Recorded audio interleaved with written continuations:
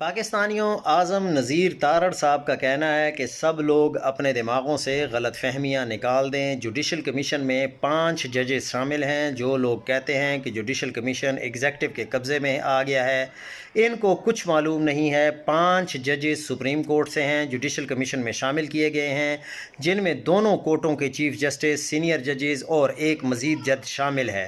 Executive کی نمائندگی کے لیے 2 لوگ لا منسٹر اور اٹارنی جنرل ہیں اور 2 اپوزیشن کے ممبر شامل کیے گئے ہیں۔ اسپیکر کا نامنی بھی شامل ہے جو ایگزیکٹو کی طرف سے ہے، حالانکہ یہ ایک انڈیپینڈنٹ نام ہے۔ اس طرح 5 ججز اور 5 ایگزیکٹو یا پارلیمانی نمائندے شامل ہیں۔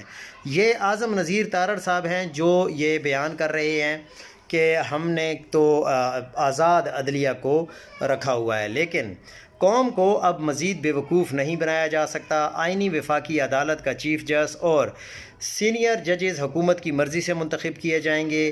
اٹارنی جنرل اور وزیر قانون آئینی ترمیم کے خالق بن جائیں گے اور پھر کہا جائے گا کہ جوڈیشل کمیشن آزاد ہے۔ یہ کوئی ججز کی اندرونی لڑائی نہیں، یہ قانون، آئین اور ریاست کے بنیادی ڈھانچے کو بچانے کی جنگ ہے۔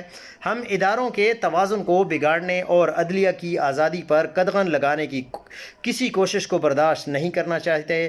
قوم باشعور ہے اور اب ہر فیصلے، ہر ترمیم، ہر کمیشن کے پیچھے چھپی نیت کو سمجھتی ہے۔